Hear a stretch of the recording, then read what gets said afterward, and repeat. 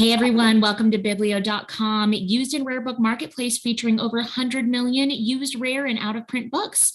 In celebration of our Biblio.live virtual book fair, we will be doing a series featuring some book collectors on their collections.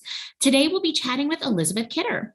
Elizabeth Kidder has a BFA from Savannah College Art and Design in Illustration and Creative Writing. She is an art teacher, illustrator, writer, and of course, book collector. Her collection focuses on small circulation, self-published books, and has earned her an honorable mention in the Honey and Wax Book Collecting Prize and a feature in Fine Books magazine. Elizabeth, thanks for joining us today. Thank you so much, Katie, for having me. I'm really excited. Can you tell us a little bit more about your background and how it led to the inspiration to begin this collection? It's a weird path that I found myself in. As an artist and a writer, collecting zines was almost an inevitability because the two are so married in the concept of small circulation, self-published works. I went to college for illustration, and my junior year, I attended an illustration show where artists were not only showing off their work, but selling their work.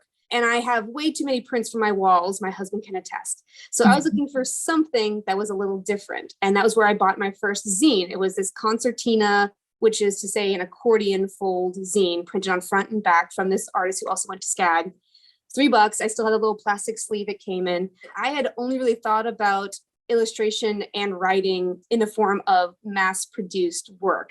It hadn't really occurred to me that you could just do your own thing and give it to the world that way on such a unique, small, and intimate level, which was so interesting for me. And that was all the way back in 2011. So it's been over a decade of looking and searching and collecting. It's fun. And the best part is explaining what a zine is, because a lot of people kind of scratch their heads and don't know what that is. So it's really cool to explain and show something new that someone may not have heard of before. Right. I actually bought a zine for the first time at the most recent book fair I went to and didn't know what it was until I started looking into your collection. I was like, oh, crazy. That's what that is. I just thought it was neat and I bought it, which is so funny. You know what? Commenting on the small circulation stuff, what I find interesting and what I love about living in today's world and being a creative in today's world is you don't have to convince a publisher to make your ideas come to life. You can just go out and do it on your own. And I found, those self-published things to be, the most beautiful works and, the ones that are lesser known. And yeah, the 80s were kind of like the pioneers. They found a copy machine and said, we have the power. Like right? He-Man just sort of off. It's like, oh, we could do this ourselves. We don't need the man, which is it's cool to think about someone from over 40 years ago saying, I've got an idea and I'm going to give it to anyone and everyone that's interested. And I don't need to wait for someone to tell me it's okay. And I don't care if it's a bestseller. I just want to get my ideas and creative drive out there, which is amazing. Bless me. I hope no one got into writing to be a bestseller or to make money. That is not the way to go if you want to make millions. No. That is why I switched from English to business. When I was convincing my parents, like, guys, I've got to go to art school. It's all I really want to do. They're like, okay, but please major in something that we could turn into a career. I'm like, sure, absolutely. And that's why, it's so hard for me because I was around these wonderful artists creating things and I learned so much, but there is definitely a line between the painting, sculpture, fine art, and then commercial art. And it was really nice to, at a really young age, just shout out and say, we've all got to make money to eat, guys. So let's just make art that people are interested enough to exchange for goods and services. That's why zine collecting is so cool, because sometimes they're just free. I just made this and I want you to have it. I'm like, but you took time and effort. And it's like, please let me give you my money. Exactly. That's something we love about this collection. We'll talk about it later on. When you were talking with Fine Books magazine, you refer to a lot of your collection as SPSC, which is small print, small circulation, correct? Self-published small circulation. Self-published small circulation. Thanks for the correction. So we'll refer to that from here on out. What is the most surprising tidbit you've learned about SPSC books while curating your collection? The most interesting thing was the historical aspect, to be quite honest. When I started collecting, I had no idea that zines had historical significance.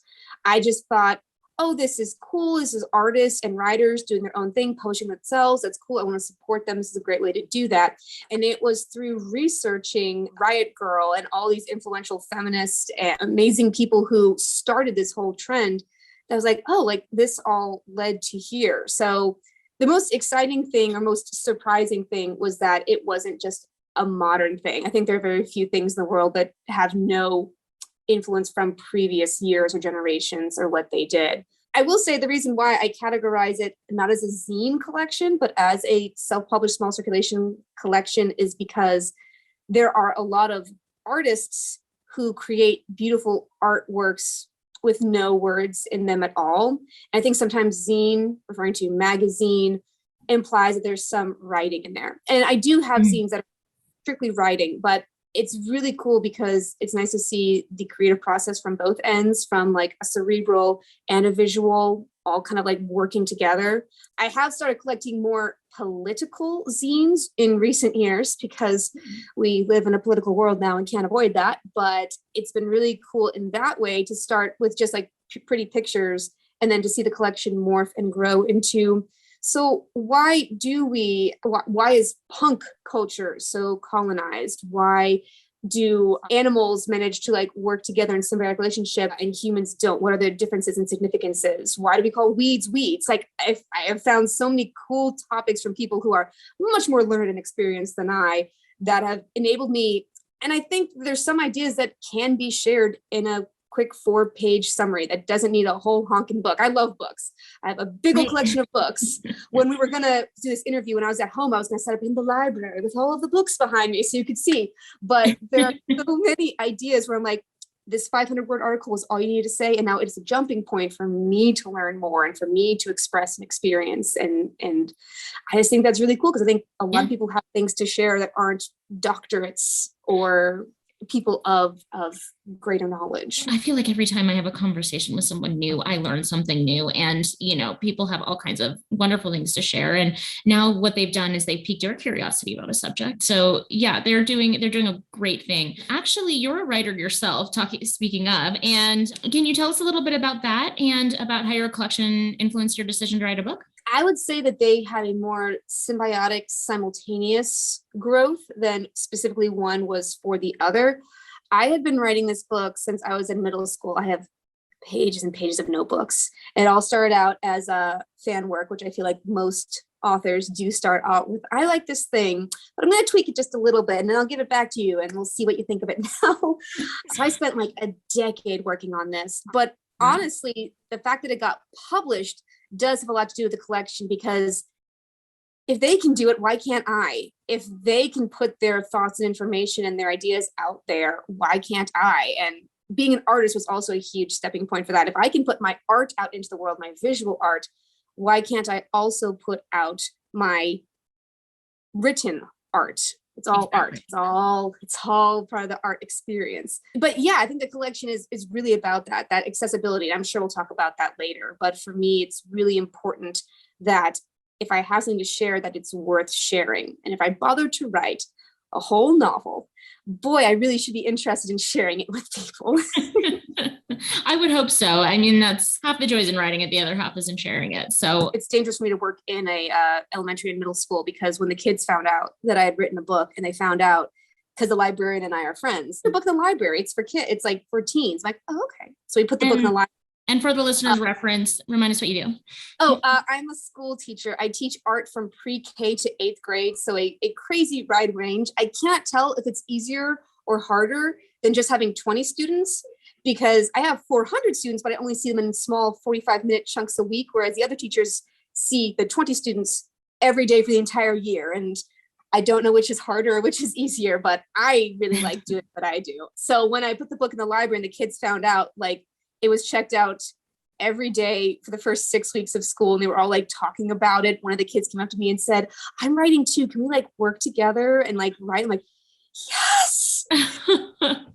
Wow. People asking you for, and that's why people become teachers, is, you know, for the opportunity to mentor and be an influence to kids. So how amazing that you get to share that with them, you know, like you get to tell them like, I've done all this, you can do it too. And they're probably getting the same, they're probably having the same thoughts you did. If she can do it, I can do it, and I think that's awesome.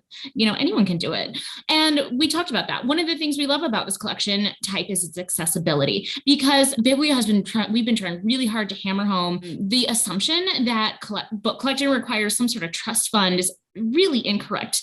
And the more we talk about it, the more surprised people are. Are you getting that same reaction when you when I look at the pile and I think how little money it took to accumulate the pile, I do have that reaction. There's a part of me that longs for like the aesthetic Instagram posts of like the old leather bound books from 100 years ago and the gold filigree sitting on the shelf. I'm like, boy, yeah, that would be really cool. Many leather bound books. I've looked at sellers online. I'm like, these are beautiful books. I want these books. These are $100 books. And I'm certain I'm not allowed to open them without gloves and a special desk. And one of those bone folders that you can like lift up the pages and turn. I'm like, that's great. But I am so much more of a hands-on reader. The first year I submitted to the Honey and Wax contest, I literally just pulled my favorite books from the collection, because to me, book collecting felt dry, because it was my understanding that you collected very old books that you then could not read. The contents were irrelevant as opposed to the age of the book. And I don't think that's the case. And I think that Honey and Wax felt that way, which is why and in the last year of eligibility for the competition, they threw me an honorable mention, which was very kind of them. But it is about having a vision. And for me, the vision of my collection is that books and collecting are not only accessible, but are art. And that the contents are just as important as the presentation. And I think zines are really disarming in that way. The content is the important thing. And it can be a beautifully risograph printed piece with amazing color spot details and imprint. And I have some of those in the collection. I really do. But it's so much more about being accessible. I think all art needs to be accessible. I think most artists enter the game to make sure their art can be seen by a lot of people. And I think that's really important, because art's the thing that makes life worth living. And it's really hard, especially as an art teacher, to see like so many arts programs and after school things being like taken away from schools, because art is really important. It doesn't matter if you suck at it. It has nothing to do with your talent in the field. You need to be able to creatively express yourself to help yourself become a more rounded individual. So zines feel raw that way to me. And it feels like the fact that they are accessible is what makes them so important, that anyone can have one, that anyone can make one. That's what I love about them. I actually recently spoke with a small circulation publisher, Lead Graffiti, they're called. And they're going to be doing some virtual workshops teaching kids how to create those. So, which I think is so fun. I wanted to give them a shout out, while we were talking about it. Elizabeth, are you still actively adding to this collection, or a collection is never complete. Who are we kidding? How are you currently sourcing your collection items? Since we are now in the after times and not in the before times, it definitely took a dip around 2020, but that was when I really got into online sourcing for my zines. Previous to that, I'd really enjoyed going to art shows and to conventions and chatting with people at the booth. I think that's the funny thing about zines, is that zines tend to be the thing that people don't buy, but I often feel it's the thing the artist is most like careful and cares the most about, which is why it was so fun to be like, oh yeah, I want the book that you wrote. Absolutely. Give it to me. I must have. Since then, it's been a lot of Etsy shopping.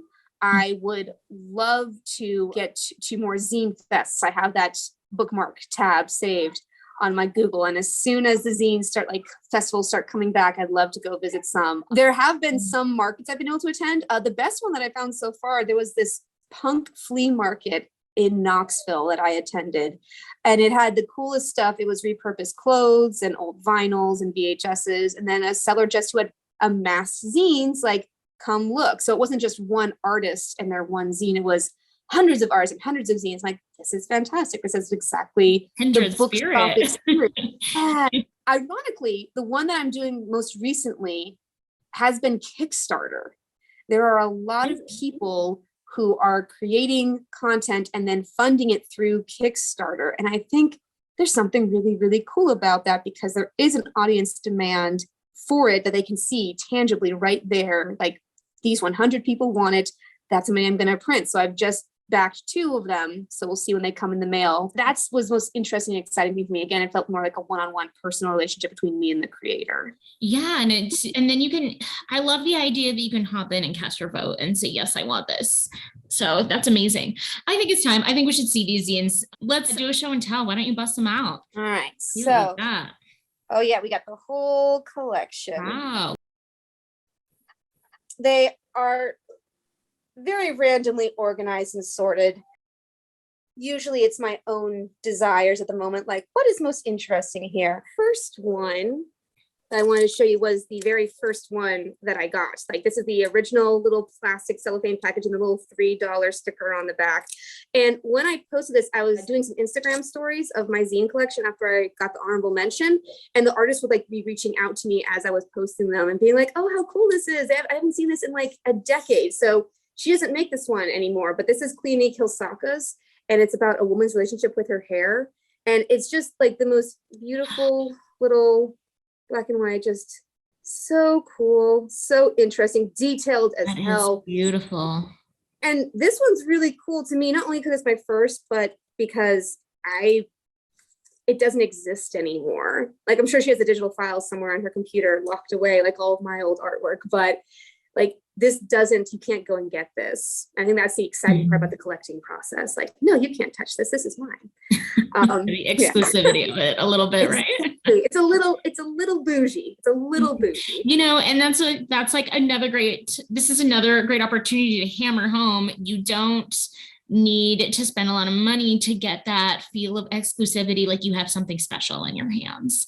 Nothing here cost more than $10 plus shipping. I even saved the envelopes from some of them. I have some that have come all the way from Asia. I have some that have come from Canada. And I like to save the envelopes because like it's really cool to have that there. But even then, the shipping costs more than the zine itself. Absolutely. Such a special moment when you see that package arrive in the mail and kind of hanging on to that and recreating that feeling is really fun. And then I will show you one, I'll show you one more. I just got a couple that I haven't read yet. Yeah. There's one about a woman's experience being an extra on the Lord of the Rings movies, which she made a zine about, which is very cool. There is one that is this creator who makes like role play D&D booklets, but just for like you. So you don't have to like get a bunch of friends. Like you can just read through it and play your own story, which is very cool for a dungeon master like myself. Yeah. But I'm going to show you one of Rachel Bard's little zines. Rachel makes these adorable little zines that like bust out of the format of what a zine should be. So this one is called Come Back Soon. And it's about 2 little dinosaur friends. It's so tiny. Right? And at the end of it, there's a little mini zine inside the mini zine of the story that he was writing to his friend. And I'm like, so stop it. That is like Rachel's the best at making zines. She like made this cute one. It's like a matchbook and it's all about burning out creatively. And it is an actual like matchbook. She's made them inside of seashells. She makes them out of pom-poms. It's very, very cool. Her work is amazing. That is incredible. Wow. I'm impressed and definitely made a mental note to be Googling that later because that is really cool. Elizabeth, that was so cool. Thank you so much for sharing that with us. Is there anything else you'd like to tell the audience today? If you would like to follow me and see more stories of the zines that I'm collecting or work in progress pieces for the art that I draw or the writing that I do, you can follow me on Instagram at @ekitterillustrator. You can also check my website, elizabethkidder.com. Well, we cannot wait to see more from you. And as usual, guys, you can also find us at biblio.com on Facebook, Instagram, and Twitter. And don't forget to sign up for updates for the upcoming fair at biblio.live.